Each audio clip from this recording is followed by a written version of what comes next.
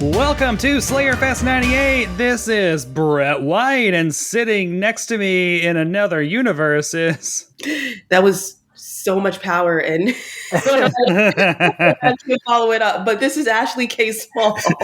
And I'm Ian Carlos Crawford, and today joining us is Woodsboro's finest, Critical Overlord. Hi. I feel like you and I have been talking, and I've been trying to get you on for like a while now, so I'm glad I finally got you. Yes. It's great to be here.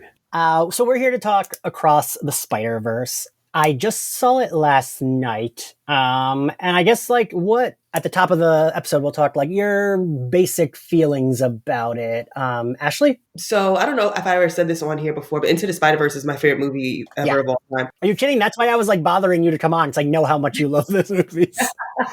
Yeah, I have a lot going on in life, which is the only reason I didn't give you the enthusiastic yes I normally would. But yeah, I say that to say it's definitely a better movie than the first. I still enjoy watching the first more, and that's how I've been explaining it. Okay. First movie's real feel good. This was not feel. It was amazing, but I was stressed. I was yeah. Brett? Yeah, I mean, it's. I'm kind of the opposite, not the opposite, but just I like the first one. I it was a great movie theater experience. I haven't seen it since the theater. I've only seen it once. So I loved this one, which I saw this morning because I have a movie theater within walking distance and I need to start using it. Damn it. Oh, nice. So yeah, I mean, so it's really fun to go into a Marvel movie that I have no investment in, that I think I've seen a trailer.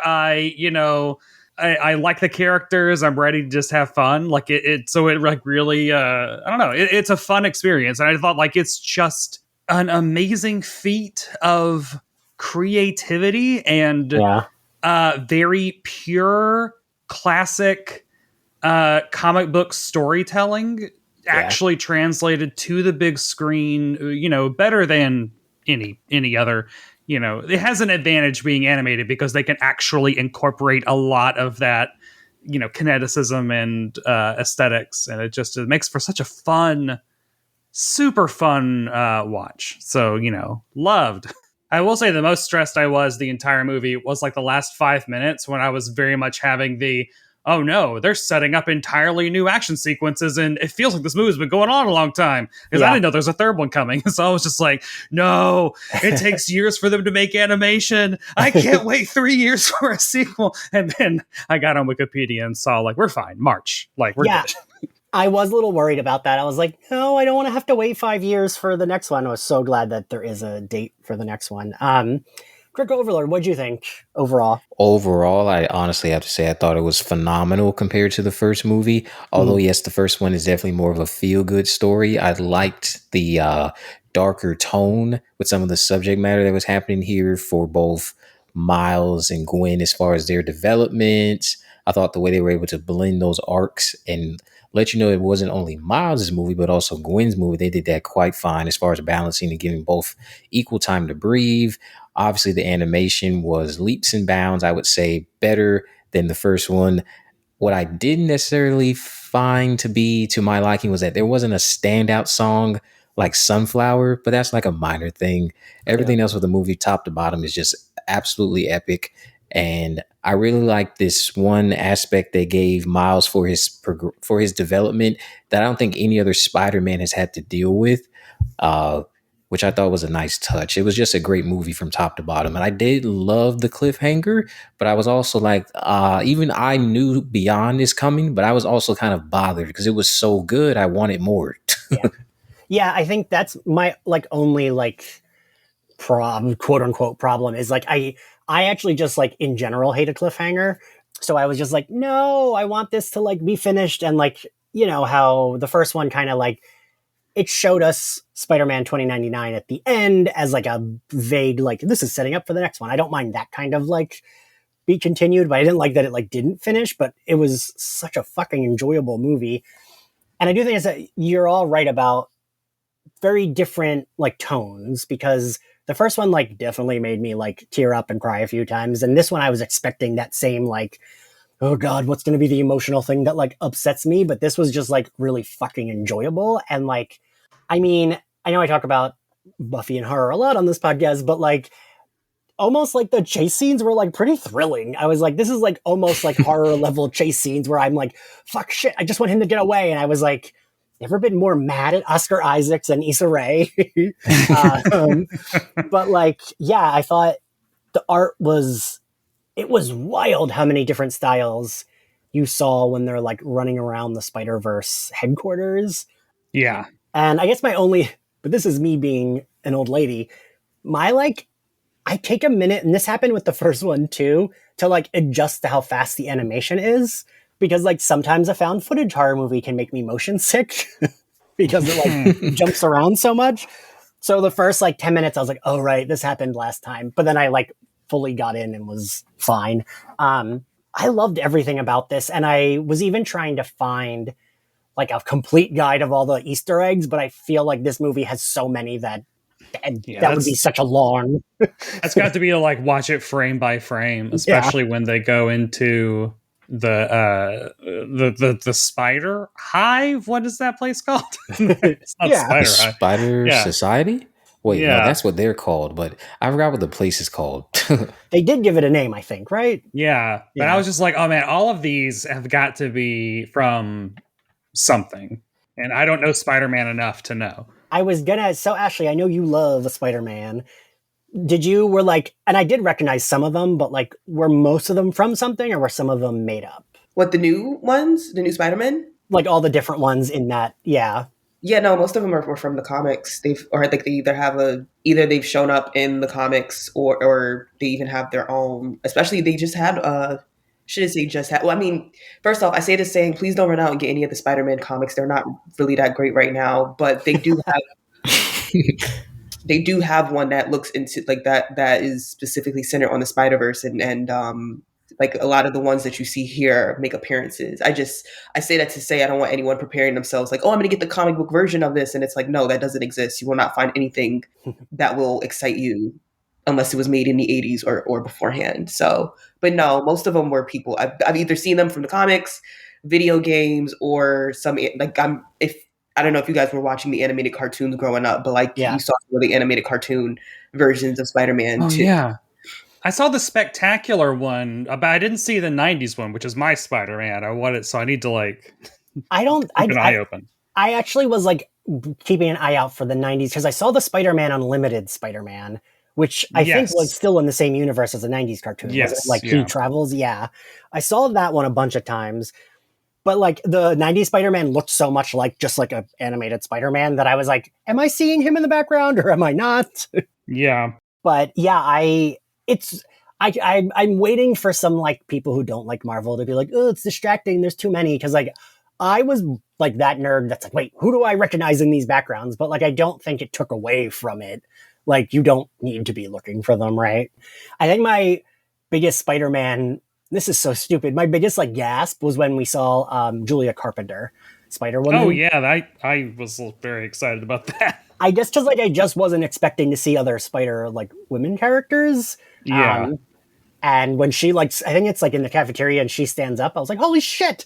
Like that's a Spider-Woman I grew up with from like Forceworks. So I was very excited to see her. But yeah, so I guess we'll get into the story. So Critical Overlord, you mentioned that Gwen does get, like they get equal. And I did really like getting to see both their stories. But, and Ashley, I saw that you kind of agreed, I didn't fully love Gwen's story that much. Cause like her dad was an asshole.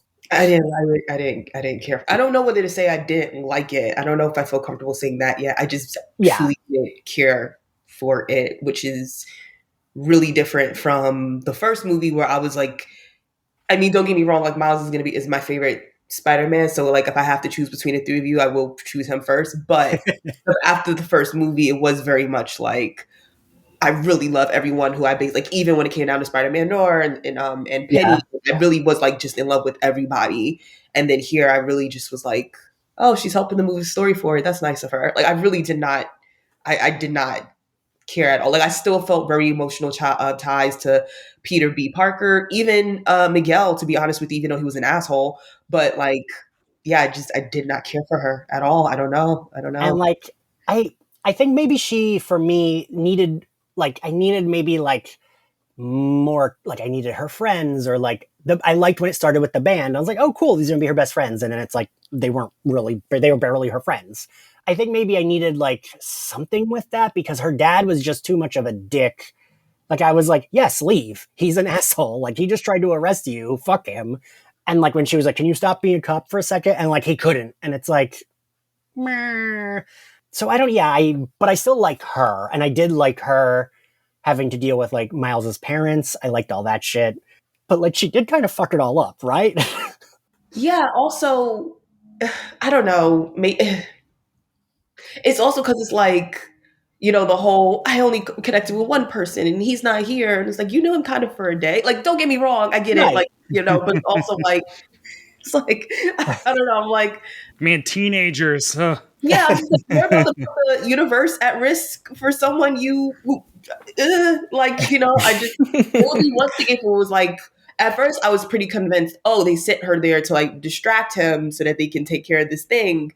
And to find out it was like, you know, it was this other, like, I don't know, you would have thought they known each other for 5 years and then had never seen each other again or something like that. And I don't, like, they made great emotional ties in the first movie, but I'm like, if even Peter B. Parker can stay away from him, I'm finding it hard to believe you were, I don't know, man. I don't know.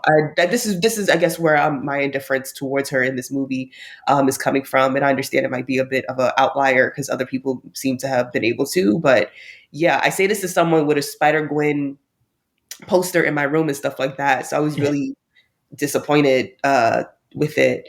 Yeah. Someone who likes her, say something now, please. So that doesn't. I mean, I really like the beginning. I like them starting the movie with, you know, I guess it's essentially showing us what we didn't see in the first one. Correct, right? Yeah, because I haven't seen the first one in years.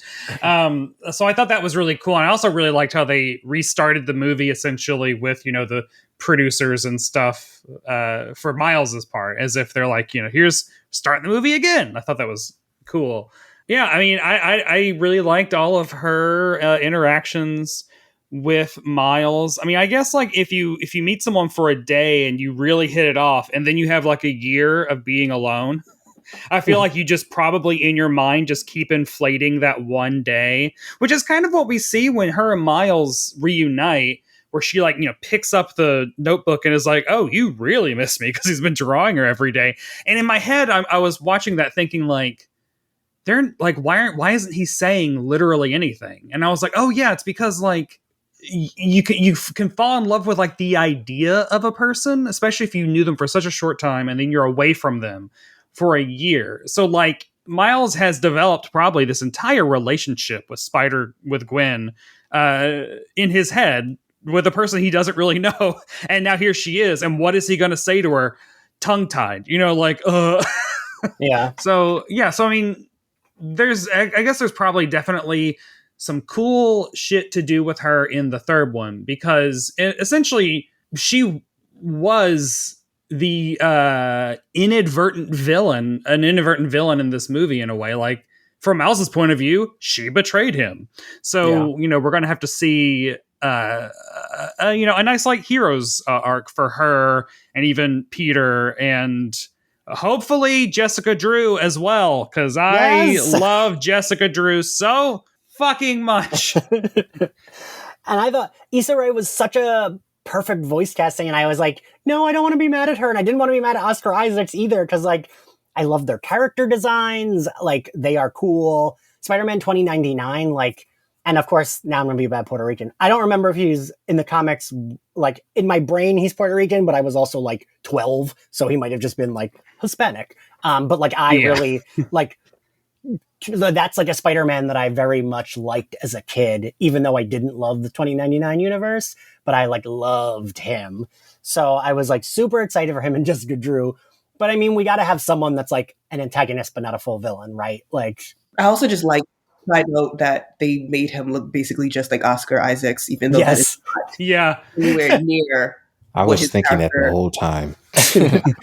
I'm like, they're being chased by Oscar. I really was forgetting. I really was just like, they made Oscar Isaac Spider-Man and was like, we'll have you chasing him. Because I'm just like, I know, like, this is not what he looks like in any adaptation of him until now. They was just like, you know what? That voice only matches one body. That's what we're going to That's what we're gonna do here. I was waiting for the vampire thing. I couldn't tell if that was a joke or Yeah, they do confirm he's a vampire. We got it once in the opening scene with Gwen when he's attacking someone and we see his fangs come out. yeah, it was that because I don't think that's not in the comics, right? Yes, he is. I'm pretty sure. Is it? I mean, I've never read the classic Spider-Man 2099 or the current or the new. But in my head, I was like, is he also Morbius?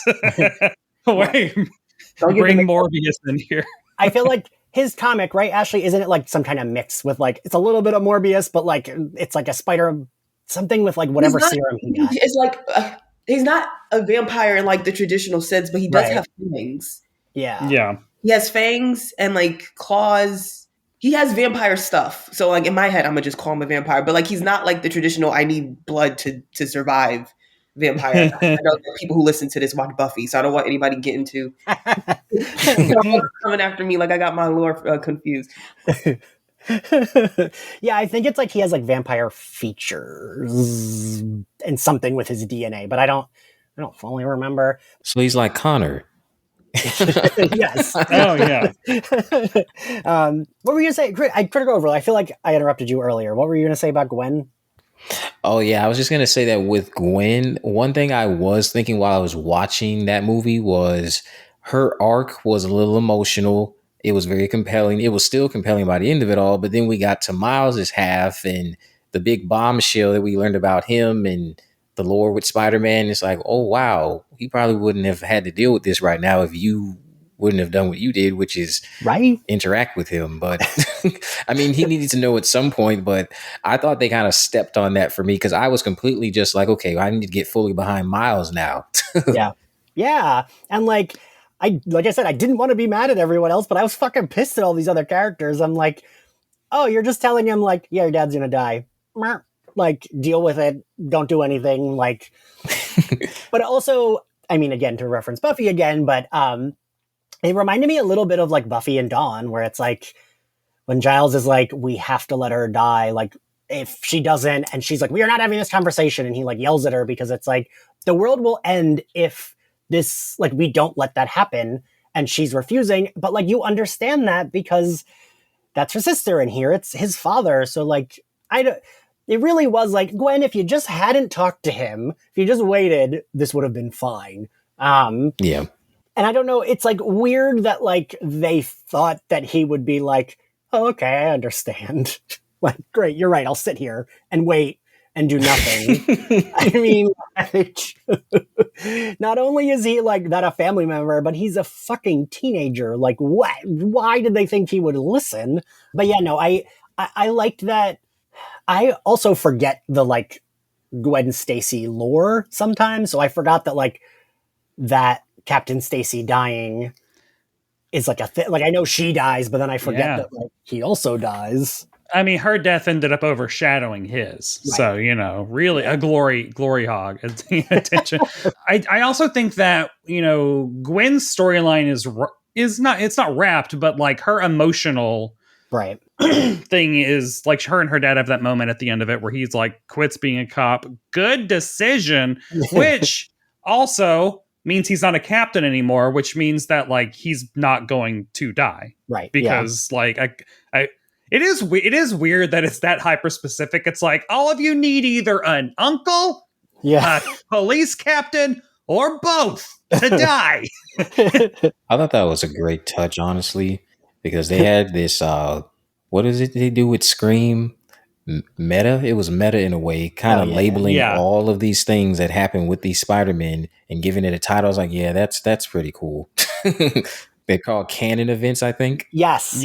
I thought that was like really fucking clever to be like, oh, those are the words we use for like stories, and they're using it as like a universe thing. I also, so like I really liked that, all the numbers they use for all the universes are correct, which also said like that reference to the multiverse. God, there's a Doctor Strange and another Spider-Man that's just been like messing with this stuff in Earth 1999, which is what we called the Marvel Cinematic Universe before Multiverse of Madness came out and said that it was the 616th, which is not which is what makes nerds' brains blow up. So I really appreciated that. And then like the 1610 is where Miles is from, which is the Ultimate Universe. So like, yeah, it's cool. And like, I mean, I'm gonna, of course, but like, I fucking love the family shit. I loved the mom speaking Spanglish because, that's what I grew up with. And I'm like, oh, this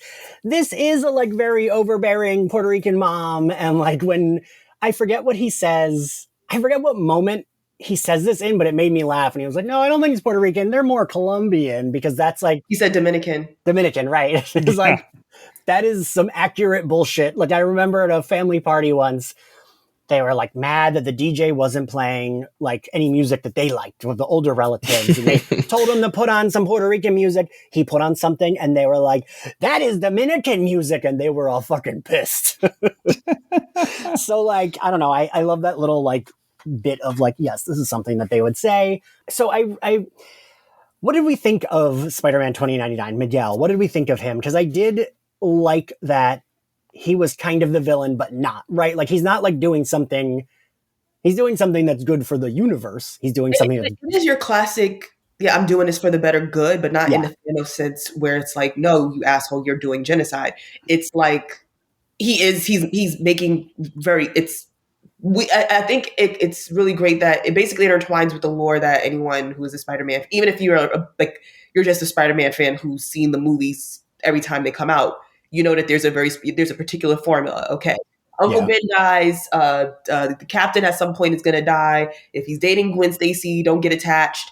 And it's a very particular formula that we follow, basically saying like, hey, this is just the way things are for every Spider-Man, no matter who you are, which this is what it is type of thing. And so with that familiarity and us realizing, that is how every movie, every comic book I ever picked up with one of you guys goes, oh shit, Miles, this is terrible for you. Also, even if you just have if you've only played the game, that Jefferson Davis dies in the video games. Mm-hmm.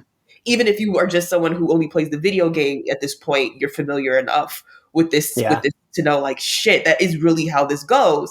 So it's like this matter of we're listening to what he says and we know he's giving every bit of truth. We still don't really like him because it's like, you can't, there's literally 50,000 Spider-Men in this room. We can't put our heads together, figure out how to stop it happening from this one time. This is like 50,000 Uncle Bens have died. Like that is genocide of Uncle Bens. Okay, damn. Okay, can I tell you guys though? Because I have a god kid, and they are trying to name him Peter Parker. Like he's about to be born in a couple, and they want me to be all Auntie Ashley. I was like, absolutely the fuck. I'm not inspiring this kid to do shit. Absolutely, I was like, absolutely the fuck not. Like no, like no, nobody would no aunt nor Ashley ever works. No aunt or uncle works out well with that. We need to figure something else out, or we need to make it very clear to the universe that I am the godmother. Y'all both let's relate that story to them because they're the ones that need to be set up. I'm not. No. So I did love Miguel. Both hated him and wanted him to push me up against the wall, but still, it's like it was the perfect antagonist in that like shit. He's making great points, but also fuck you. Yeah. The perfect antagonist. He's lost his humanity because like what he's doing, he could actually. I mean, it is genocide of people named Ben and Captain Stacy, but like he is doing what in his mind is good. And like, if he could have if he could have maintained compassion while doing this and not lost that along the way, I mean, it would make the medicine go down smoother, but he's gotten so hard and like lost sight of all humanity. Yeah. He has no compassion for any of the spider people that he's working with. He's a bad boss, honestly. Yeah, it almost starts to feel sometimes like, are you doing like, and we know on some level like he is doing it because it truly is like a matter of look, this is the way it goes, but it also starts to feel like as a part of you want to see this happen because you've lost everything to you that you need to make sure everyone else loses. Yeah. Like is it to justify what happened to him too? Yeah, everyone else has to lose their closest whatever, and because I lost everything to me, so I don't want to hear anything about let's figure out anomalies or stuff like. I don't want to hear it because if I had to lose mine, you got to lose yours. Like it starts to even feel like that. Yeah. And like, also, did I miss, was there an explanation over like who died, like who was his Uncle Ben or Captain whoever that had to die? Not Uncle Ben or Captain. It was more so when they did his backstory a bit and it was like he took the place of Yeah. so basically we know he lost his family. So I guess Right. it's, I mean, they're playing like a fine line sometimes with like the family members. Okay. Because like for Miles, it's like, okay, he didn't lose Uncle Ben, but he lost Uncle Aaron. I mean, like, it's also just like, we have a Spider Cat. Like, I'm sure Spider Cat didn't lose Uncle Ben. So it's like, it's clear. It's like sometimes it starts to feel like it's a matter of certain family members who play a certain role in the life. So we did see him lose like two family members between his wife and his daughter. So I guess True. for where he's from, I kind of took it like that was kind of like his equivalent. And then he tried to take the place of him in another universe, and because of that he made an anomaly, and so they disappeared anyways. Yeah, that's true. And like, I didn't think about that. Spider Cat probably also did not have. What did we think of Miles's family?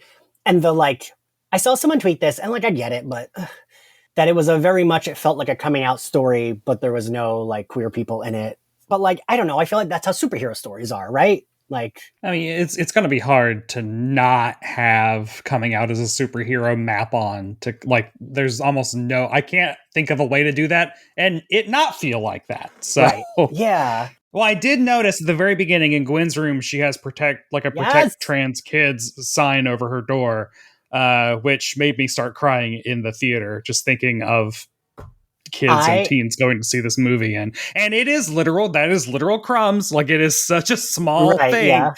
But if you're a trans kid going to see Across the Spider-Verse and you see that Gwen has that sign in her room in a Sony movie that's in a theater right now, right? I'm crying. Well, and like I had seen that on Twitter, but I didn't know if that would. I think like my brain just kind of forgot, because I definitely like had a little gasp when I saw that like protect trans kids. I was like, because I feel like Disney and Marvel would be like, absolutely not. Like, they would not allow that to be prominent at all. Like, and that's like one of the advantages of Sony, is that they let them do. And I think that's what helps this movie be better than just like a regular quote unquote superhero animated movie, is that like, it feels like Sony, and I'm not giving full credit to this company for being progressive, they just don't care as much probably about like being fully right central in the middle. And like, they kind of let the artists do some shit, because like they do curse a few times in this movie, right? I think like say like shit or something. They said shoot a bunch. Did they? I thought they said shit, but whatever. That could have just been me. Only because like this movie really does have a really young audience. But I will say, in terms of the Sony conversation, I don't believe in putting any corporation on any. Yeah.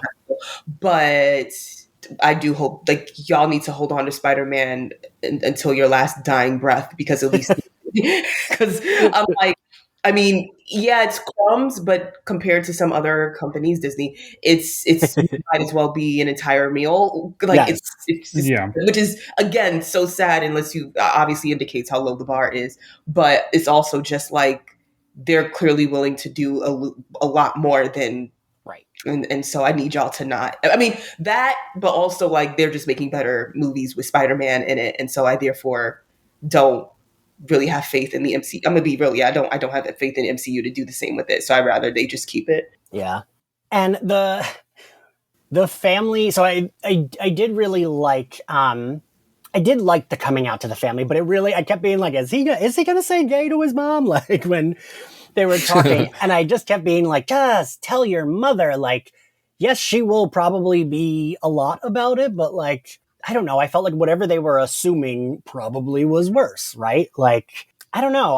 What'd you guys think of that aspect with the family? Like, I saw something on Twitter about the family stuff, because he has his family, unlike the 3 iterations of Peter I've gotten to grow up with, who Right. are just with their uncle and aunt, that he really doesn't have a story, but I don't really see it like that. I think his story is the fact that since he has his parents, he's having to deal with the expectations of, or living up to his parents' expectations, and then also trying to deal with that. Plus, how are they going to take this bombshell about what I do to keep the city safe? You already know how your father feels about the identity that you're keeping from him. And that is his arc. The fact that he still has his struggles with his parents in his life, that's his arc. Yeah. Yeah, no, I agree with that. I think some people get a little like, I know I bring this up a lot about Veronica Mars, but like I remember in the revival, which I loved until I hated at the end, spoilers, they blow up they made the love interest so much more likable in the revival. They made their relationship not toxic at all because it had been very toxic in the show. And then they kill him at the end by blowing up a car. And that's the end of the like revival. And the showrunner said, well, you know, you can't have a interesting show if there's a happy couple. And like, I very much do not think that's true. I don't like when shows, you know, I mean, to reference something that I know everyone is like rolls their eyes at, but like in The Office, how like Pam and Jim, like at the end, it's like, oh, they might break up and then it's fine. Like, I don't need it. You can make a couple just be like, fine. You can make a family just, you don't have to have like the mom and dad be dead or one of them die to make an interesting dynamic. And I think Miles kind of proves that. Like, I agree with you, Critical Overlord. I don't think it takes away from his story at all. In fact, I think it makes it a little different than the other Spider folks' stories in this, is that he does have his parents and there's still like, you know, he still does struggle with it and he struggles with telling them and he struggles with like getting around doing superhero shit while still trying to be there for his family. And you know how like he did get those cakes and he was really sweet about it, but then it like they get mushed and fucked up. Not gonna lie, when we found out about how he, I guess, wasn't ever supposed to be Spider-Man, that kind of was like, oh, this reminds me of, well, Buffy wasn't ever supposed to be alive after she died at the end of season 5. And like, oh, this is all Willow's fault.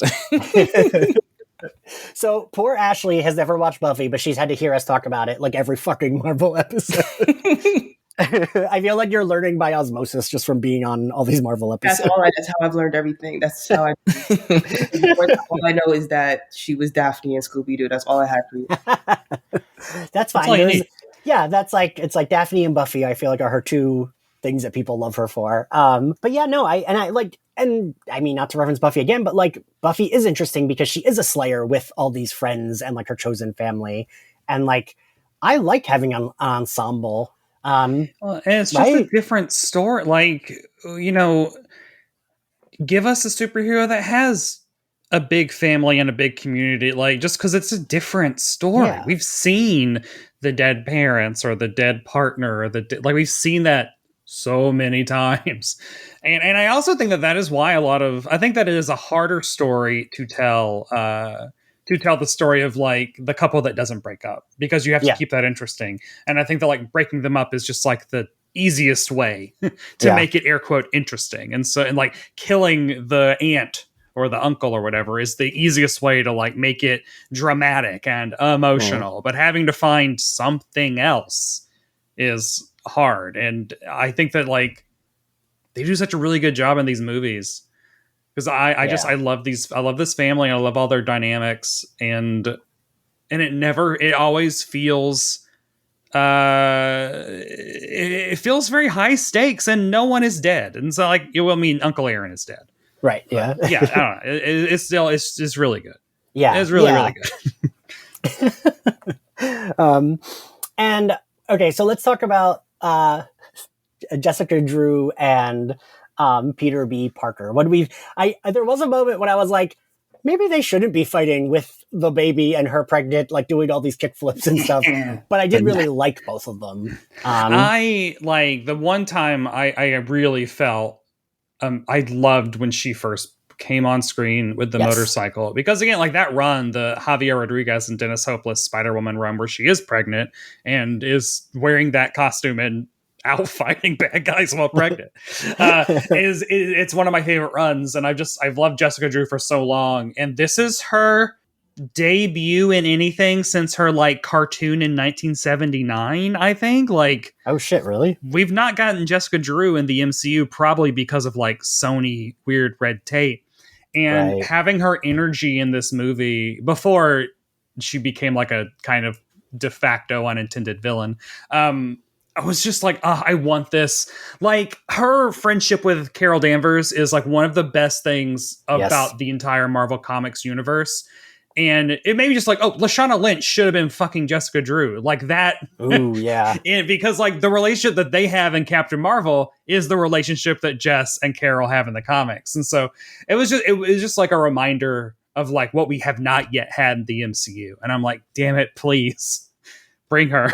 Yeah, she was so good. And like, I loved that when in her first like appearance, when she like jumped in, that Spider-Gwen says, "Adopt me." Yeah. Did anyone find the like fully different animations? Like, was that jarring for anyone, or did it like land? I think I saw some stuff about sensory overload. I mean, at times maybe, but it was just like so cool to see how this was done, and it looks so good. Yeah. Because when I saw the budget, I was like, wow, that's a lot. I was reading that apparently they said it would be cost and have exactly the same as the first one, and then it like very much went over that. Yes. The only times I was like, this makes sense, like when the Vulture came in and she was like, "You look like parchment." I was like, oh, okay, he is supposed to be like different, and it's not just like style. Like my brain had trouble figuring out what was just stylized and what was like stylized to signify this is something different, like out of place. What did we think of Spider-Punk? Because I will tell you, I come from a fucking family with accents, but for some reason, UK accents, when they're fast, I'm like, oh, I need my captions for this. I couldn't. I was thinking, I did wish they had black captions. I mean, but that's me. In general, yeah, me too. I do feel like movie theaters should be making that normalized just for an accessibility thing, and also because I'm in my 30s now, I can't hear the way I used to. So let me read, please. I did pick it up. I don't know if that was my Daniel Kaluuya translator that's in the back of my head that's going to work all the time going on.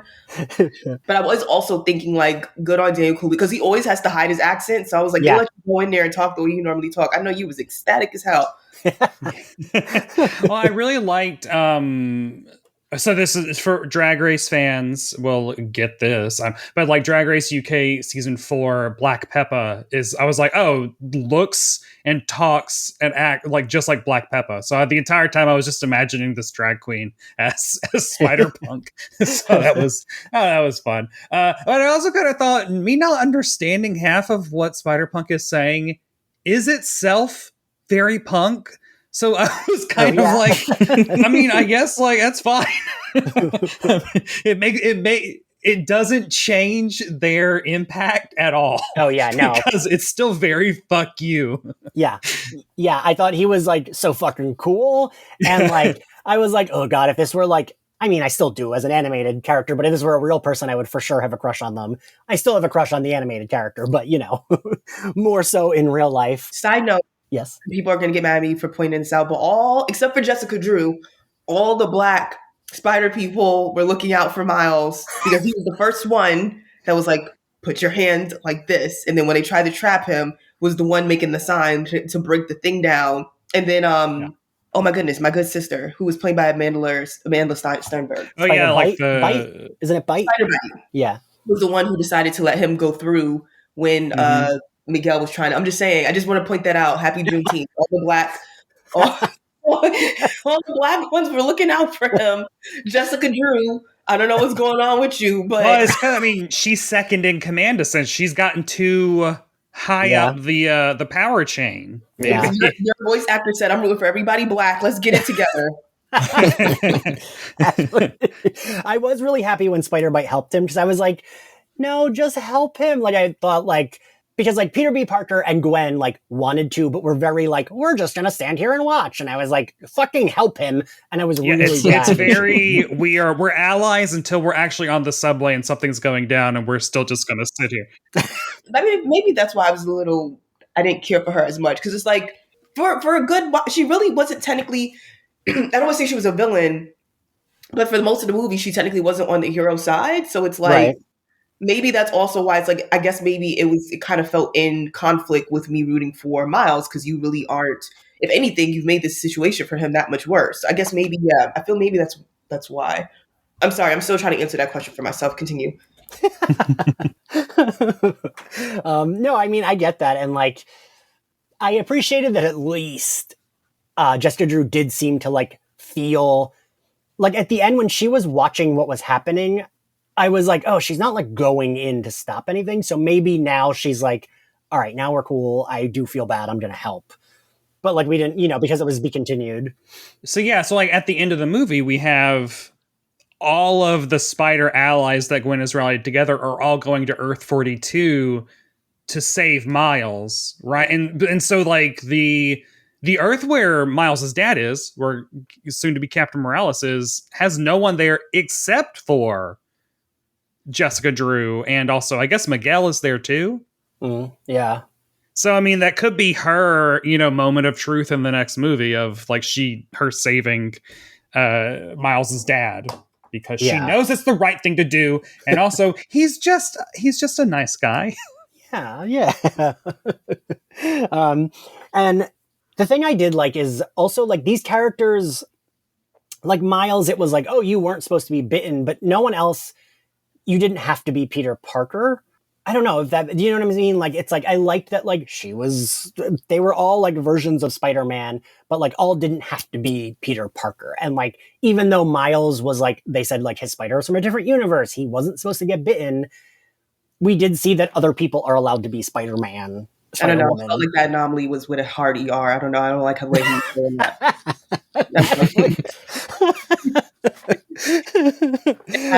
It had a lot of venom behind it. I don't know.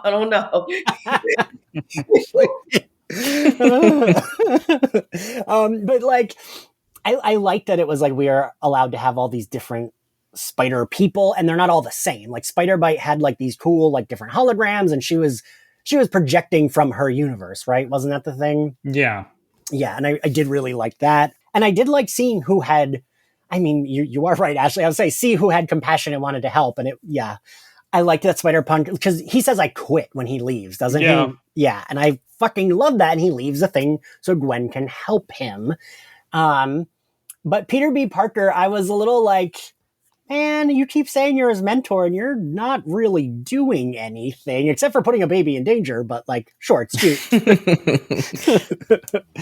Critical Overlord, what do you think of Jessica Drew and Peter B. Parker? Honestly, with Peter B. Parker, I was mostly just distracted by the baby because it was adorable. Yeah. And with Jessica Drew, when I saw her, I honestly had not, because I'm someone when it comes to the comic stuff, I was very much so keeping up with it when I was younger, but I hadn't been keeping up with it recently. So when I saw Jessica Drew, it took me a minute before I realized who that was, but I liked her when she was on screen. I did not like how she was more so, I guess, when it got to the Oscar Isaac and Miguel stuff, Spider-Man 2099, when he was having to drop all those hard truths, how she kind of was more along the lines of being with him. But I got it because of the where she was standing at as well. She has like this role she wants to maintain, but she was likable up until that point. But it was also at the same time, I get where you're coming from, but please just do the right thing. Yeah. Somebody help this man. He doesn't need this. None of you really should have just been letting this happen. You should all come together and change this. I don't see why you have to let this happen. Right. Yeah. Right. Like they're kind of just like, well, there's nothing we could do about it. And it's like, well, why don't we like research? Like, why don't we look into that? I was glad at least Peter B. Parker, he was on Gwen's team, right? At the end, or was he not? Yeah. Yeah, he was present during the end. Yeah, I was glad that at least he was there to be like, all right, yeah, fuck this. Like, I'm going to help Miles. And I guess, what did we think of Spot as a villain? Because I do love a C list that's bumped up to A list like bumped up to actual threat. What'd you guys think of him? I thought it was a really smart choice for an animated movie villain. Like that was, like I get mad at the X-Men movies for basically choosing who's going to be in the movies based on like what powers the plot needs. Yeah. Like that always made me so fucking angry. So like that's essentially what they did with this. I would assume like, what's a cool power? Oh, this power, cool. But the thing is like Spot is not even C list. I mean like Yeah. F list, G list, like way down the list. So they really do have free reign to do whatever they want to with him. And I think that like them really hurting his poor little feelings. He was making some good points about like, I clearly cannot get a job. My family hates me. I do not have a face. The bank owns this ATM, sir. I'm not going for your cash register. I'm going for this thing. Like part of me is kind of like, I don't know. Let him take the ATM. Oh Lord. Critical Overlord, what'd you think of him? When it came to the villain overall, I was a little underwhelmed. Although again, that was one of the things I wasn't too knowledgeable on watching the movie. I was mostly starting to think that Miguel was more of a villain, but he actually wasn't. It's just that he's teetering this line that I thought to be more compelling, and I thought it had a bigger impact on the story in terms of how it hurts Miles. So the actual villain was like an afterthought to me in a disappointing type of way, because I didn't even bring him up in my review for that reason. It was like something I didn't have in my mind. I was just thinking about Miguel and this bombshell and this mentality he had and this way it had to be delivered to Miles. Yeah. That makes sense. Ashley, what'd you think? I think it was kind of genius how they, well, two things is like agreeing with Brett about like the fact that because he's such a low ranked villain, it is great that they don't have to worry about like a live action version of him, overcome, and then also that, because of his spots being able to be used like dimensionally and things like that, it was such a good intertwine in how a villain can work within this story. But I do also agree with Critical Overlord about like throughout this movie, the real antagonist feels like, I almost said Oscar Isaacs, feels like Miguel. It's like, yeah, that like Spot is the real, like he's the villain, but it's like the person who is really Miles is really in conflict with in this movie is really Miguel, because it's like, and really even the rest of the Spider-Verse, because they don't want him stopping what it is that what he feel like he needs to do, which is save his father. I feel like Spot would really feel like more of a villain in Beyond the Spider-Verse, because he basically he sees the future. He's like, it's going to be Spot. That's how my father dies. So we're not going to see that part or that central conflict until the next movie. In this movie, we see Spot go from a joke of a criminal, which is basically the thesis of what leads to all of this, to him wanting to be taken more seriously, which then leads to him figuring out how his spots can be used and trying to get more spots and things like that to use. And now, he went from this white blob with black spots to being mostly black. So it's like, oh shit, like now it's, we're clearly getting a different kind of villain in the next movie. So like that sort of growth, but like not the growth we usually like to see because it's the villain, but like that type of growth was interesting to see. But yeah, the main antagonist of the movie still really does feel like Miguel. Yeah. Yes. I think that's really well put, Ashley. It's one, like, Miles has now been a comic book character for 10 years, maybe 11, like 11, 10, 11, 12 years. And I remember someone pointing out, it might have been Saladin Ahmed in the beginning of his Miles run a couple years ago, just being like, Miles has been around for this long of a time. He still hasn't had those iconic the lifting up heavy machinery story or the Gwen Stacy. Like he hasn't had his versions of those. He doesn't have his rogues gallery. And so that comic book run was all about, them really building up Miles in the Marvel universe, like a rogues gallery, big stories, etc. And now I was like just hearing Ashley talk, and it makes me think like they're setting up Spot to be his Green Goblin or something in a way. I honestly was just thinking like that really could be the case, because so much of my story now has been the Spider-Verse. Yeah. Even in the comics. And not always with Peter at the center even. So it's like that is a villain that they can use in both cases of street level, as well as, oh, we're gonna make Miles go from place to place like he always does, and we can still have Spot be the center there. So I can see it happening. It's not like, because it is cool that like Miles now does have a definitive like iconic storyline. It's just it's movies. Like it's not. I don't know if it's happened in the comics yet still, but also just because it's hard for any comic book of the last 5 years to become iconic. It takes time. Yeah. But like I do think like these movies are doing it. So I'm also like 3 months behind. Well, I'm like 6 months behind because I'm a Marvel Universe or Marvel Unlimited reader. I'm so sorry. So. I don't know. I'm trying to think if there's anything else like specific we should touch upon before going to like just like talking about cameos and shit. Oh, Ben Reilly. Oh, yes. Yes. God, all of the Scarlet Spider stuff. Andy Samberg. I wanted more of him. I mean, I do really appreciate him just kind of being a brooding joke. Yeah. Shout out to the casting department. Like, my God, like, it's like, it seems so obvious to have him be the voice, but you don't think of it until you hear him come through. And it's like, who realized it? Who had the Yeah, like, because Spider-Man is a jokey person, but Ben Reilly's been through so much. So, like, you would want to get an Andy Samberg doing an Angel season 1 voice. But like, I like that animation style was so like Spider-Man Unlimited guest artist. Like, it was so like, yes. It was not Jim Lee. It was not Todd McFarlane. It was the no name who's got the job at Marvel because they can really imitate Jim Lee really well. Like, and I wanted to see more of him in the movie, just to see that animation style. Like, it was so cool. Right, that's so fucking accurate because they really would do that a lot in the 90s, right? It's like, it looked like that, but maybe like a little bit of Rob Liefeld too, and like maybe it was like steroids. That was Roger Cruz's whole thing.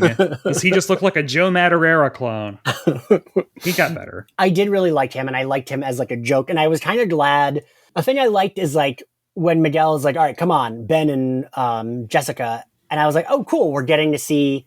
Like, I want to see other Spider folks in the mix of like not just like in the headquarters chasing him. Like I liked that we brought one of these other characters out. I like that when he's running away, we do get all these other characters. But Ashley, what do you think of Ben Reilly? Overall, I feel like he was both good comic relief, but as well as like him picking up on Spider-Gwen's opening portal, like Ben Reilly can sense something, and then when we mess about, like, it's just like, yeah, he was talking in 90s comics narration. It was very much and like also it made me realize like how ridiculous sometimes those like I didn't see them as ridiculous then, and I still kind of won't, like, because I'm gonna respect for what they did at that time, but like that was the way that Spider-Man spoke, and it was like, what? Out loud to who? I love that.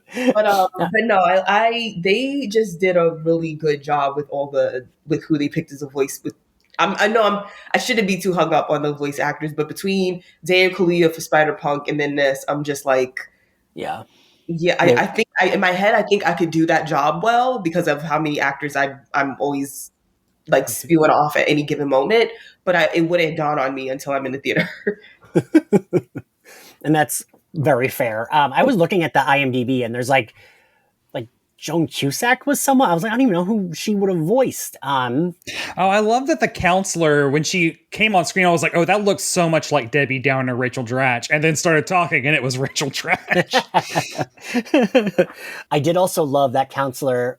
So, because this has happened to my mother so many times, and she's like, this immigrant family, and the mom's like, Puerto Rico's part of America. I was thinking that. Can I tell you? Oh my God, especially with Miles being from Brooklyn, because the amount of times when I would have it would be parent-teacher conference, because I was way too good of a kid to ever have my parents get called down, and be like, oh yeah, from impoverished family, and my mom would be like, we have a house. It's like, and like that's literally what Jefferson Davis is like. He's like, we not struggling. I don't know. I'm a cop, and she's a nurse, and like I don't know about all of that now. He said we own a whole floor in Brooklyn, right? Like I'm like, that's wild. That man is putting in overtime at the police center. Do you understand me?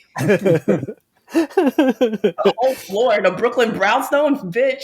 They might be millionaires. Let's investigate. True, yeah. That's like when I was in grad school, I remember one of the other, I think she might have been Mexican. She was like a Hispanic girl in my class. She would like write out how her mother's accent sounded when she would write about her mom. And like everyone was saying they hated it. And I remember saying, oh, I actually really liked it. And my professor went, well, that's because that's how your mom talks. And I was like, it's not. Like, that's not at all. My mom moved here when she was like 10. Like, so I did like that. And also the like, that counselor not missing a beat. She's like, okay, but that's the story we're gonna like. She just kept going with it. That felt very realistic. And that the actress that voices the mom, I didn't realize she was like in everything in like the late 90s. That actor, and I'm forgetting her name, but I feel like she was in like a lot of. She was always like the Puerto Rican woman in like every show where they needed one. But now I'm forgetting her name. But yeah, no, I did, and I like that about the family dynamic. Like, is it just the mom or is it both of them that are Puerto Rican, the mom and the dad? No, it's just the mom. Mom. Okay, that's what I thought. Yeah, Lauren Velez. She was like, I want to say like NYPD Blue and like Oz. She was in like all those shows. So I always think of that mom. That voice is like very motherly. And what else? I guess what were some of like your favorite cameos or like favorite like moments like that were like a nod to something else? Oh, girl, there's two of them: Donald Glover and Andrew Garfield. I mean, Andrew Garfield's cameo wasn't like really a cameo in terms of going up on set, but like, first off, shout out to Sony for always going up to for Andrew Garfield, because we had to take a lot of disrespect for a long time. We did.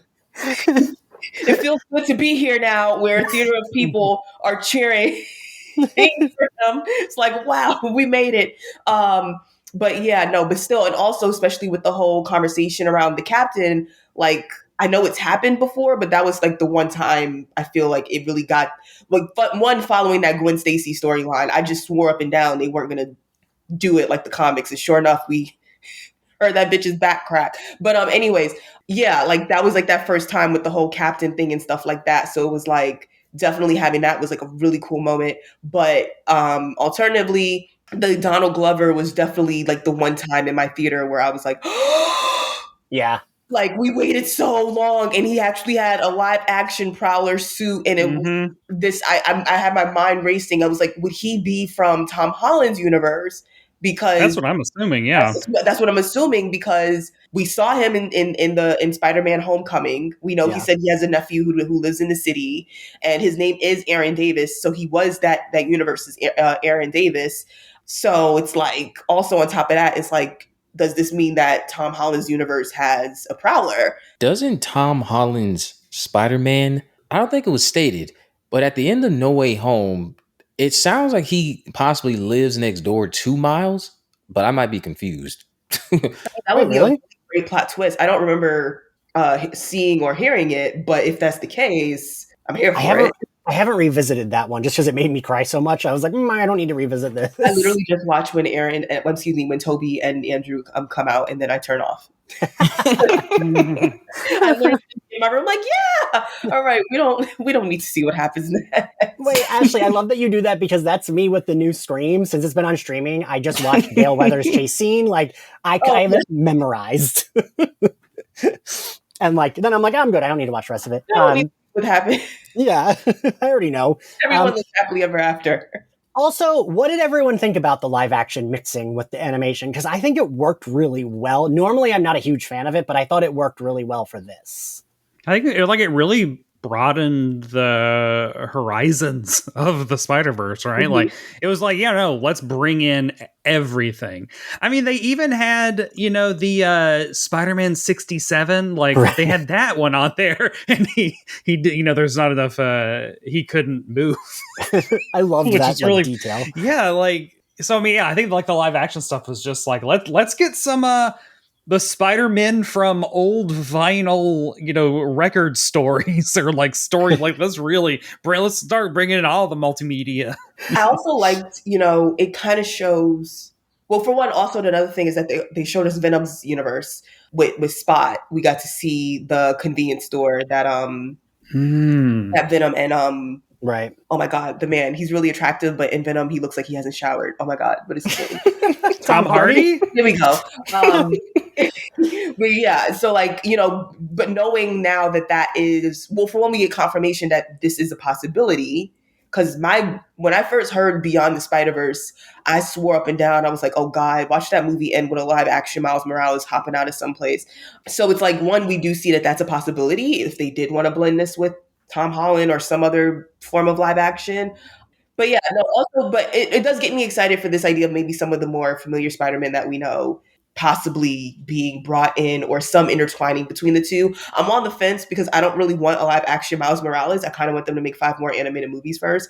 But at least we know like they can do it. And I also think it was really great that like they kept it to a minimum and didn't like, yes, that was also really good. I think that might have been why it did work well for me, because it was kept to a minimum. It wasn't like it might have looked too stupid if there was like a live action Spider-Man running down that hallway, or like a couple of them running in that hallway chasing him. Like that might have looked like a little too. There should have been like a Spider-Man from the Maximum Carnage Sega game, just like at the bottom of the screen, walking back and forth.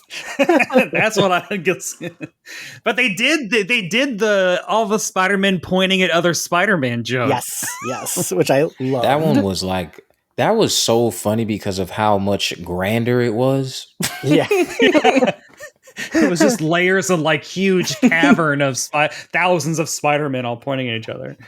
But Critical Overlord, what do you think of the live action mixed in with the animation? When it wasn't Tom. It was Andrew Garfield and Tobey Maguire's, I guess you can call them cameos. When they came on screen, I thought that looked fine. I really think, yes, what it was that it wasn't on screen too much. Yeah. It was like a short blurb and then it was gone. I think if you would have kept it there, maybe I would have said, this feels out of place because of the fact that it's contrasting the rest of the world we're seeing. But I thought it looked cool for the most part, although I was told that was kind of going to happen months ago. Because somebody was like, oh, well, Andrew and Toby are going to be. And I'm like, how are they going to do that? And then it was like, they sent a GIF of a bubble popping. And I'm like, now that I see it, it makes sense. Oh, huh. I will say so many people kept talking about No Way Home that I was expecting a Tom Holland cameo. And that was like an annoying thing that I was just like waiting for. Cause I was like, ooh, so many people have been talking about No Way Home. I bet they like somehow tie that into that's how he's in this is because of No Way Home, but he was not, but it was fine. We didn't need it. Or they did reference the events of No Way Home. Yes. Doctor Strange, which is wild. Which I love. It was like when they say like sounds like someone you wouldn't want practicing medicine or something. Yeah. And see, like people can rag on continuity or whatever, but like this shows that you can do it and like have cameos, have references, and it be really fucking well done, right? Like people can knock that shit, but like if it's written well and done well, it's great, right? Yeah. Well, and also like it's not necessary you don't need to have watched No Way Home to that joke is a joke. Like it's not integral to the plot, and so it's like like that works. Yeah. Wait, Brett, you mentioned the like what is it, 50s or 60s Spider-Man animation? Yeah. I'm going to age myself wildly, but as a kid, when I discovered there were VHSs in Suncoast Video of like Spider-Woman and Spider-Man and Avengers, I was like, oh my God, I didn't know there were cartoons of these. And I remember asking for them for Christmas, getting them and being wildly disappointed at how bad that animation was. Because in the 1960s, so like this Spider-Man might have been the very first cartoon that they actually animated, which is, I'm using that term very loosely. Because before that, it was like they would take Jack Kirby comics and like apply a little bit of animation. And that's what like the Avengers and X-Men and Fantastic Four cartoons of the 60s were. And they're very, very hard to watch because they're just comic book art that's like moving around a little. But then like that 60s box, like I got that box set when it was released. And that's where the Spider-Man pointing at Spider-Man thing comes from. That cartoon is wild. I think there was like a Thor one that I remember being so excited. Yeah. And it literally was what you just said. It was like maybe his arm moves and there's like a boom like that pops out, but that's it. It was rough. But I just loved how like I don't know. I mean, and again, I haven't seen anyone complaining about it, but I'm waiting for it because I loved showing like, no, we can do all these things people complain about, and like, it's fucking great. Like, I don't know. It didn't, like you said, Brad, I think it's also a lot that like you didn't have to watch everything to get it. It's like, yeah, there are a lot of Spider-Men. That's all you need to know. Like, sure, they're all different dimensions. But I also hope that, and who wrote Multiverse of Madness? Was it Michael Waldron? Yeah, it was the Loki guy, which is why it should have been better. And I hope he watched that movie and was like, oh shit, this is how you do that. Because like all the multiverse stuff was so fun in this. And it was like, oh, we haven't even talked about Moonbatten, right? Oh yeah. oh yeah. God, that was so good. Wait, he's the one with the beautiful hair, right? Yes. Yes. I wake up early with my beautiful hair. I'm naturally thin. Like, God, so good. I love that he was voiced by the man who played the cab driver in Deadpool. Yes. So many of these actors have been in Marvel things previously. He's Karen Sony, right? That's his name. Like, he's so funny. Yeah. And I liked that animation style too. Like that looked more straight up like cartoon CGI animation, but I fucking loved it. I really love the way in which they gave a different artistic style basically to like every universe. Like that was in its like those little decisions because they could have kept it still one way and just said, yeah, you're in a different universe now and just did like a subtitle or whatever. But like they genuinely gave each place like its own kind of like breath of life, like showing you. And I think like that in itself was like, because even down to like Spider-Gwen's universe, when we start, it's a different color pattern. It's a different like the way in which she's like walking with everyone else is different from Miles, which feels like, I don't want to say feels normal because that's such like it's an abstract sort of term, but it's just like, I guess because we're more used to it from the first movie, it's what we're familiar with. So like from the jump, you see how it's different from when we first see Spider-Gwen. And then also like the contrast when you have someone from another universe come into that universe, like the way Spider-Man 2099 felt so out of place or looked out of place compared to everything else in Spider-Gwen's universe. Like I think such small like decisions and details that like I do not have the talent for. So as a viewer, I was able to just appreciate it. Like small, and I know it took months of work. Like just want all the artists to know I appreciate them. But yeah, no, that and even was just very much like very significant in the way that they drew that. I'm going to hope that they had people of that culture involved with every decision. Yeah. Also, I'm looking at the IMDb list. I think I said Joan Cusack. I meant Elizabeth Perkins. I don't know why I mixed them up. She played someone. She was Quippy Spider-Person, which I'm sure I don't know who that could have been. Wild. Did you know that Jack Quaid, since you're referencing Scream so much, Jack Quaid was in this? Which is he was so the weird. Spider-Man in Gwen's universe. Yep. That's crazy. Yeah. Was he in the first one? He wasn't, right? I don't believe so. Yeah. I don't think he was.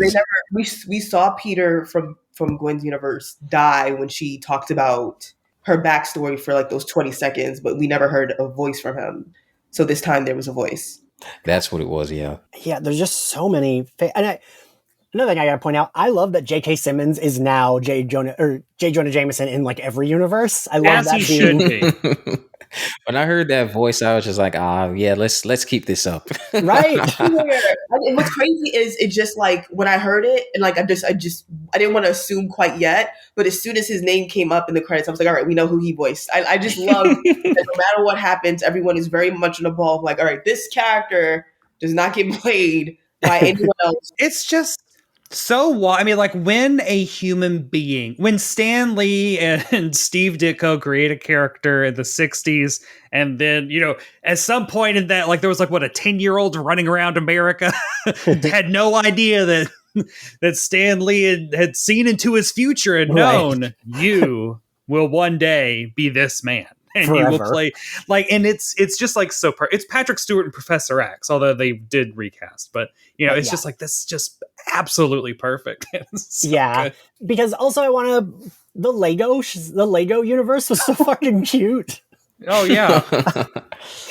Although in my mind I was like, wait, who has the rights to the Lego stuff? That's Warner Brothers? Or I was trying to cut through the red tape in my mind because that's just the way my mind just I feel like the rights involved in this were like Roger Rabbit level of like very much different Like, I'm like, that must have been like a whole ordeal itself, getting like the rights to every different thing. Yeah, I like the little noises when he like has on his like the wristband. It's like beep boop, and like very, very Lego. Yeah.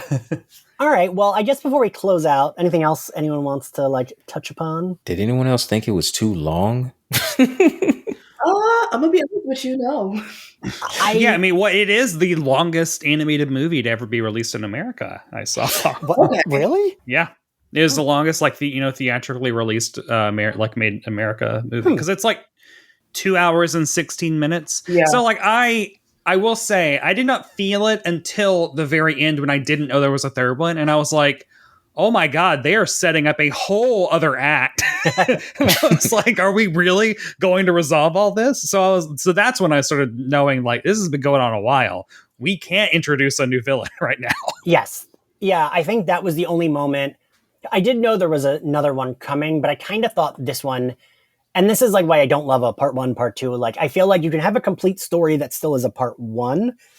And that was the only time when I was like, all right, he's back home. Just tell your mom, we got to end this movie. And then it's like, wait a minute, we're in a different universe? Fuck.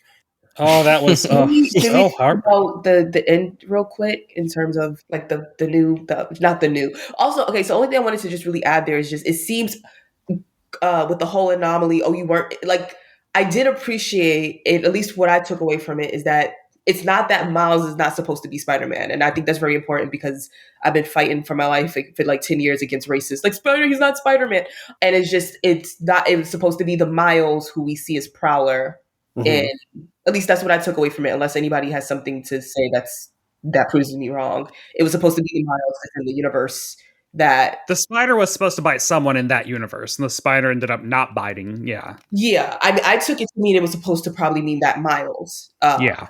But just not the Miles. Because it does make sense in the end. Because, like, from what we know, there's never been a case where someone was bitten and there's already a Spider-Man somewhere, but they just know that Peter's going to die. But we know that there was a Spider-Man already swinging around. So, like, it does. And then Miles's Peter died. That was in the first movie. Yes. So Peter Parker in Miles's universe died before he was he was Spider-Man.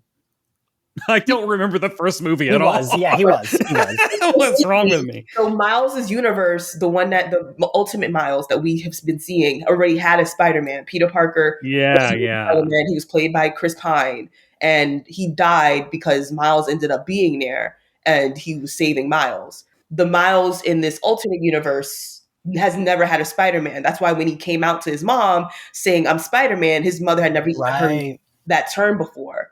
Like, that was a completely different thing to him. So Spider-Man... That's because the spider from that universe got transported to a universe that already got a spider because they already... Okay, I got it.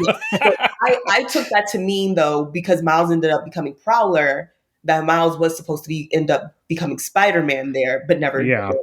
And instead ended up becoming Prowler. That's how I took it. Yeah. I think thematically that will be, that makes a lot of sense. Okay. Yeah. I'm going to believe that, because otherwise then I'm going to say that Miguel was racially motivated. So I'm going to believe that's what it was. Because calling him an anomaly had me upset. So that's what I'm doing. Wasn't he... Aren't they... Like, a lot of what I saw, they were minorities. So I would hope you don't have a problem with another minority. Well, being Spider-Man. Miguel. Listen, I would not be... I come from a very progressive Puerto Rican family, but I would not be surprised at one Hispanic Spider-Man being mad at another one, because, like... I just wouldn't. Drew was fine, but that was enough. Yeah. But yeah, Critical Overlord, did you find it a little too long? Only at certain parts in the middle. Okay. I was like, oh my gosh. I thought the first one was just like so simple and to the point. Not that this one wasn't to the point. Every scene had a purpose. I just thought maybe certain things went on too long. And they could have trimmed it down. But that was just me. It was still a fun movie. I think it's better than the first one. Okay. Yeah, I mean, like, I can always see that critique. And for me, like, the only time that came in was the end, when I was like, wait a minute. I literally took out my phone to be like, doesn't feel like we have enough time to wrap up the story, and was like, oh shit, we don't. I did not see that coming though. Like the whole, because that coming out scene of Spider-Man was so well done. Yeah. And so like, because Miles was seeming like, I mean, like someone would, erratic and just like very like hyped up and, you know, and I like the mom like kind of calling that out, and then him saying like, no, I'm doing like, it was so really, really good and very unique. And then to have that reaction, I didn't see that coming, which good. Yeah. Good job, movie. No, they got me too, especially because he does tell his mom that he's Spider-Man. So I was like, oh, they're going to follow this storyline. All right, here we go. This is it. And so when it went left, it wasn't until he left the room and I saw the pictures around where I was like, oh shit, this is not his universe. Yeah. But yeah, no, same. I was definitely prepared for but then I was still scared because I was like, in other stories where he's told his mom that he's Spider-Man, Jefferson Davis ends up dying. So I was like, oh fuck, you don't know you're following your storyline.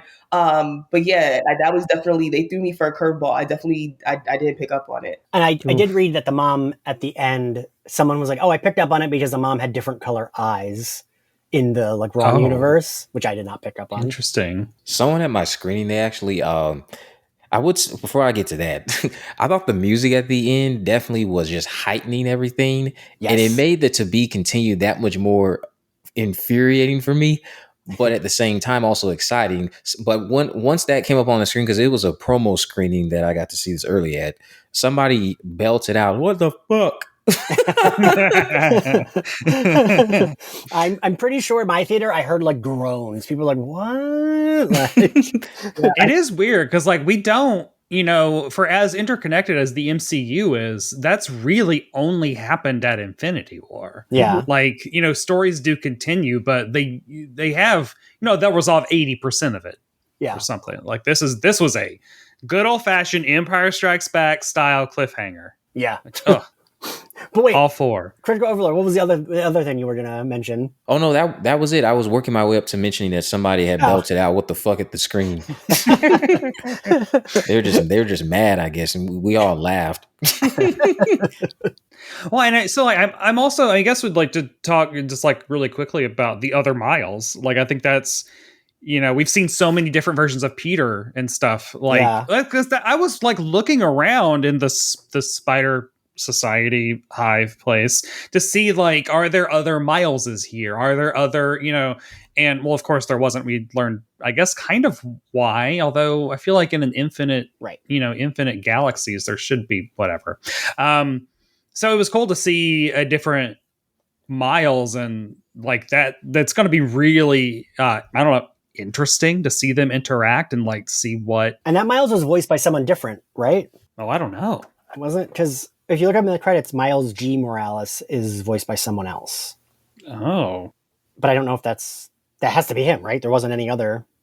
I said this jokingly to my friend. I was like, why is the evil Miles got to have the right Hispanic accent when he says his last name?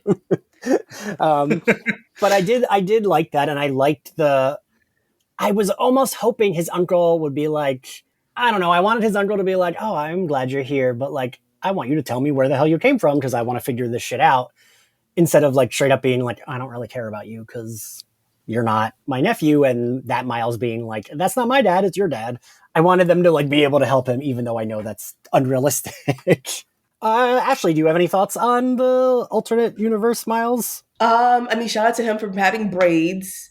I mean, I'm a little upset. Of course, the evil one would have braids. Like, what are you trying to say?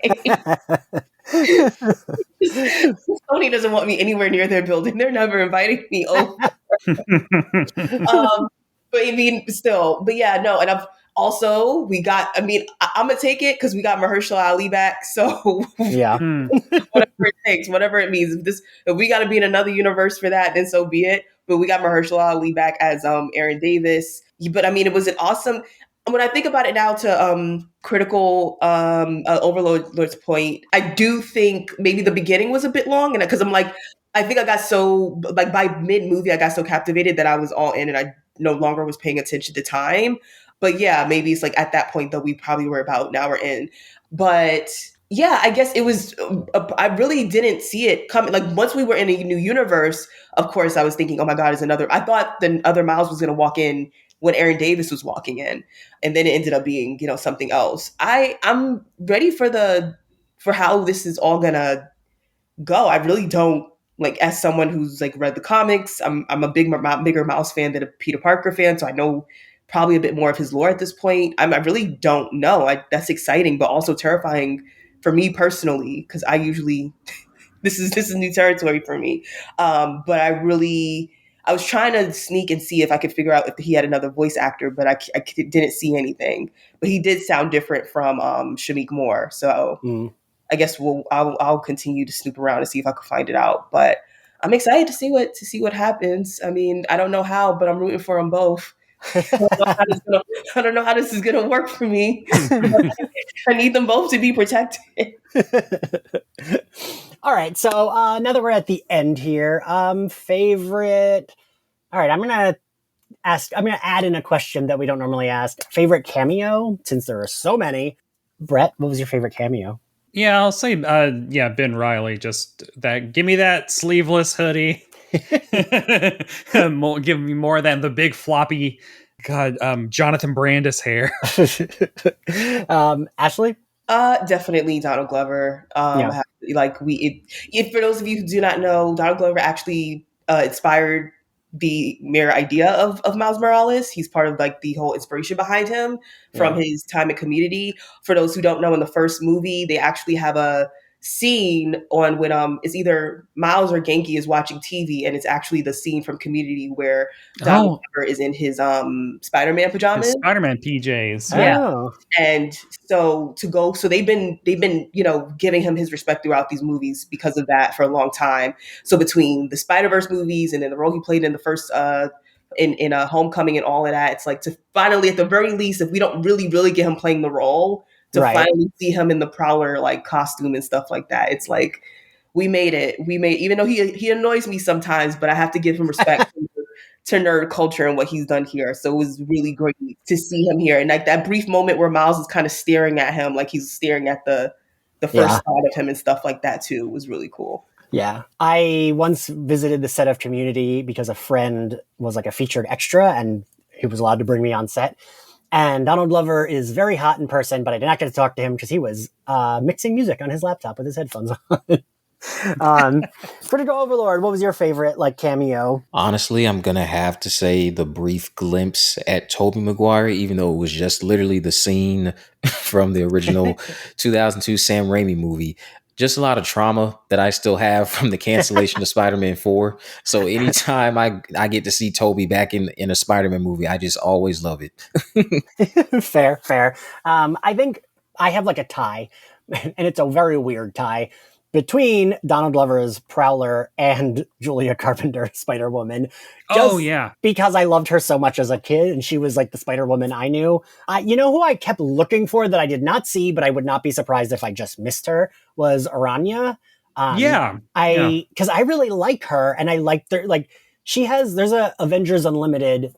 I want to say Kelly Sue DeConnick, but I might be incorrect. Yes. Is it her that wrote that? Yeah, there's an Avengers Assemble arc with is it Carol, Jessica Drew, and Anya? Aranya. Yeah, it's a really good story. I love that story, so I kept waiting, but I mean, it's possible I missed her and she might have been there. I would have loved to see her. Yeah, where's Silk? Where the hell is Silk? I mean, they made a big deal about creating her. Give me all the Spider characters. I saw Spinneret in the corner of one scene, the Mary Jane. Also, Spider-Man. Where's my Marvel Strike Force mobile game? Where's is it Web Warrior? I don't know. But get them all. Those are my two favorites. Even though Julia Carpenter is literally, I think you do see her in 2 scenes in the background. But I was just very happy to see her. All right, favorite scene, Brett. Jesus, oh God. I was watching the entire movie trying to think. I mean, the one that got me the most emotional was seeing Jessica Drew in a movie for the very first time, and honestly, just that opening shot of her on the motorcycle, just coming in kicking ass on a motorcycle, it made me realize how much I love that character and that energy that she has, and how I want more of it. So.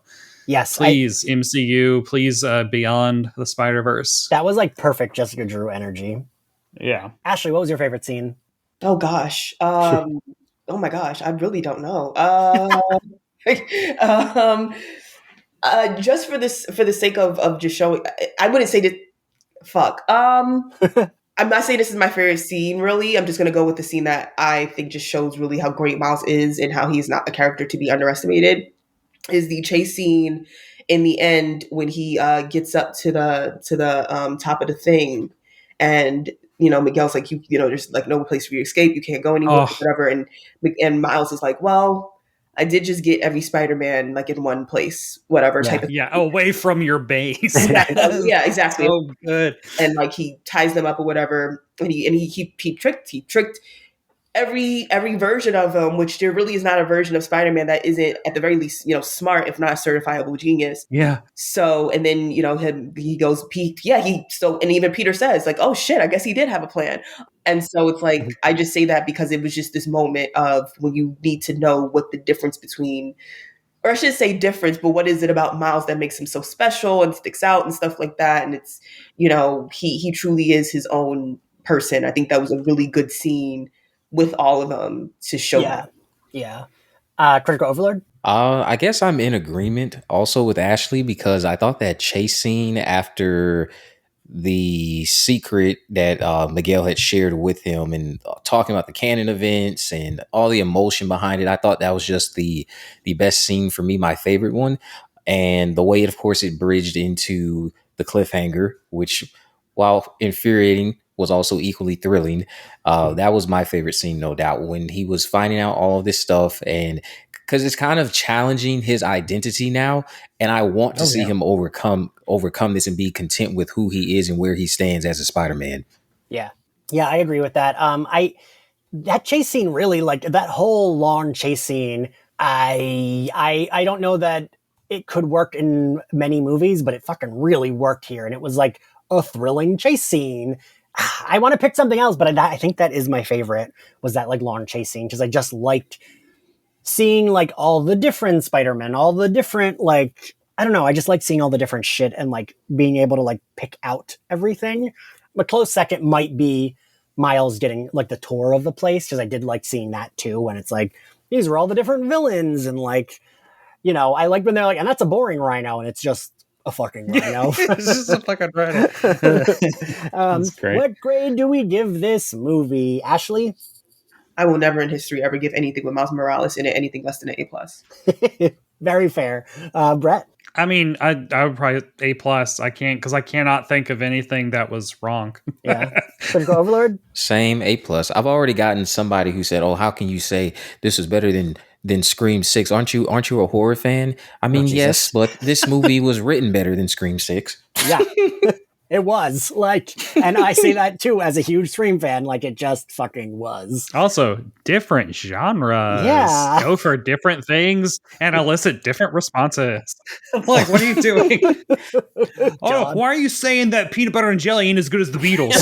Yeah, like, okay. People are exhausting. People suck. If you like Slayerfest 98, you can find us. What do you give it? Did you grade it yet? Oh, I didn't, did I? Jesus Christ. Thank God Brett says something, because God.